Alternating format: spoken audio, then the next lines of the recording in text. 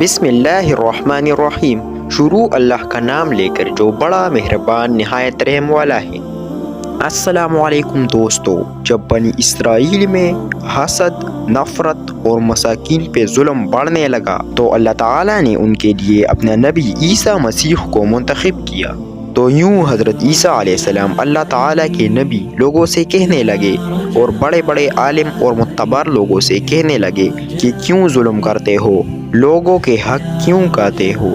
اے لوگو، حقیقی اللہ تو وہ ہے جو سب لوگوں کو برابر کے حقوق دیتا ہے، جس کے نزدیک امیر اور غریب میں کوئی فرق نہیں، کالے رنگ والا اور سفید رنگ والا برابر ہے۔ تو لوگ حضرت عیسیٰ علیہ السلام کا مذاق اڑانے لگے، تو پھر اللہ کے نبی اللہ کی نشانیاں زمین پر ظاہر کرنے لگے۔ آپ کو مسیح اس لیے کہا جاتا تھا کیونکہ مسیح کا مطلب کثرت سے زمین پر ہاتھ پھیرنے والا، کیونکہ اللہ تعالیٰ نے آپ کے ہاتھوں میں شفا رکھی تھی، کیونکہ آپ جب نابینا کے آنکھوں پہ ہاتھ پھیرتے تھے تو وہ دیکھنا شروع کر دیتا تھا۔ کوڑ کے مریض جس سے پوری دنیا نفرت کرتی تھی، جب آپ کے مبارک ہاتھ کوڑ کے مریض کو لگتے تھے تو وہ اللہ کے کرم سے ٹھیک ہو جایا کرتا تھا۔ جب آپ مٹی کے پرندے بنا کر فضا میں پھینکتے تھے تو وہ زندہ ہو کر اڑنے لگتے تھے، اور جب آپ کسی مردے پہ ہاتھ پھیرتے تھے تو وہ اللہ کے فضل و کرم سے زندہ ہو کر بولنے لگتا تھا۔ بنی اسرائیل کے لوگوں نے جب یہ معجزات دیکھے تو دن بدن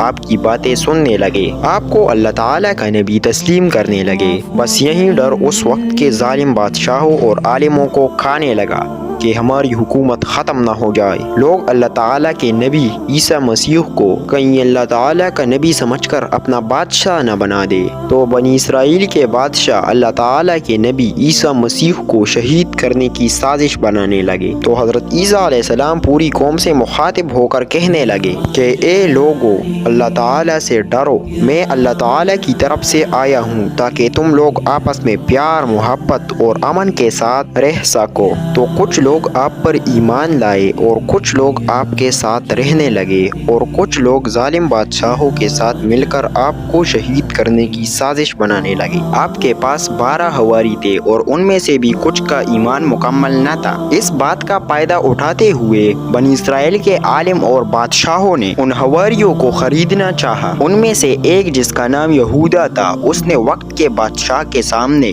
اپنے آپ کو بیچ دیا اور یہ کہا کہ میں آپ کو بتاؤں گا کہ عیسیٰ مسیح کدھر ہے۔ تو یوں یہودا ان لوگوں کے لیے جاسوسی کرنے لگا۔ ان دنوں میں حضرت عیسیٰ علیہ السلام مذہبی تہوار بنانے کے لیے بیت المقدس آئے ہوئے تھے۔ کھانا کھانے کے بعد آپ شہر سے باہر آتے ہیں اور کرشنمی نامی جگہ پر رات گزارنے کو ٹھہرتے ہیں۔ اپنے شاگردوں سے الگ ہو کر اللہ تعالیٰ کے مخاطب ہوتے ہیں اور کہتے ہیں کہ یا اللہ، مجھے پتہ ہے کہ یہاں کے بادشاہ اور عالم مجھ سے نفرت کرتے ہیں اور مجھے قتل کرنا چاہتے ہیں۔ اے میرے خالق، میری مدد فرما اور مجھے ان کے شر سے نجات دے۔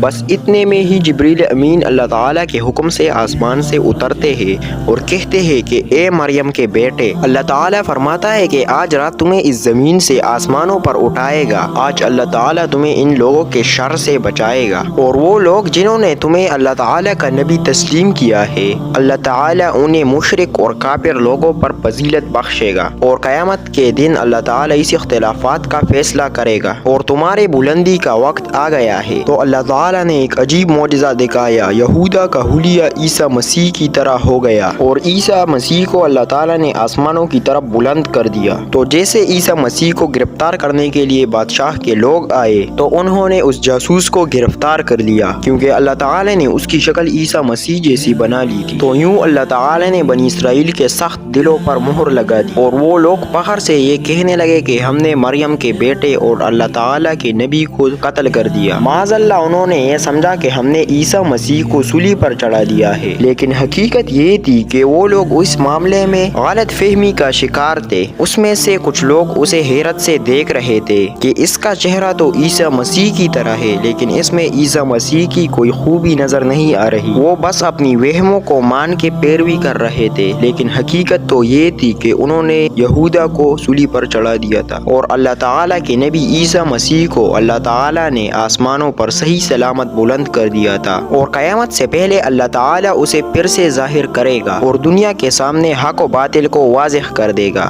بے شک وہ ہر چیز پر قدرت رکھتا ہے۔